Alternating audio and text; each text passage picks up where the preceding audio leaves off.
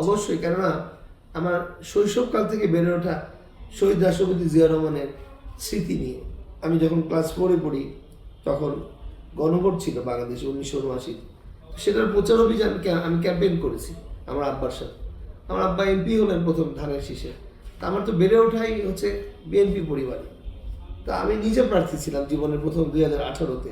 আমি আমার আব্বার প্রত্যেকটি নির্বাচনে প্রধান ইলেকশন এজেন্টও ছিলাম। আমি ইলেকশন তদারকি, সমন্বয়, কন্ডাক্ট সব কিছুই করেছি। আমি জনগণের সাথে নির্বাচন নিয়ে তো ওতপ্রোত জড়িত আছি। 5টি সংসদ নির্বাচনে আমি মুখ্য ভূমিকা পালন করেছি। তার মধ্যে একটাতে আমি নিজেই প্রার্থী, এবারও আমি প্রার্থী।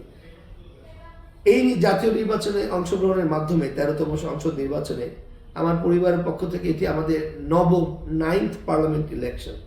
তো আমরা নভেম্বরের মতো ইলেকশনে পার্টিসিপেট করতে যাচ্ছি। অর্থাৎ নির্বাচন এবং এলাকা এবং মানুষের উন্নয়ন তো আমার রক্তে মিশে আছে, অস্থি মজ্জায়।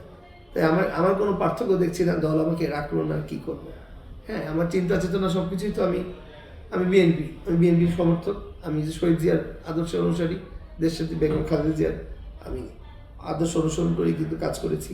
একইভাবে 17 বছর যে পদে থেকে 2018-তে নির্বাচন করলাম, আমাদের তৎকালীন ভারপ্রাপ্ত চেয়ারম্যান জনাব তারেক রহমানের সরাসরি দিক নির্দেশনায় কিন্তু আমি নির্বাচন সহ সব কর্মকাণ্ড করেছি। আমার কাছে কোনো পার্থক্য নেই। আমি তো এখনও বিএনপিরই সমর্থক, বিএনপিতেই আছি। Thank you so much.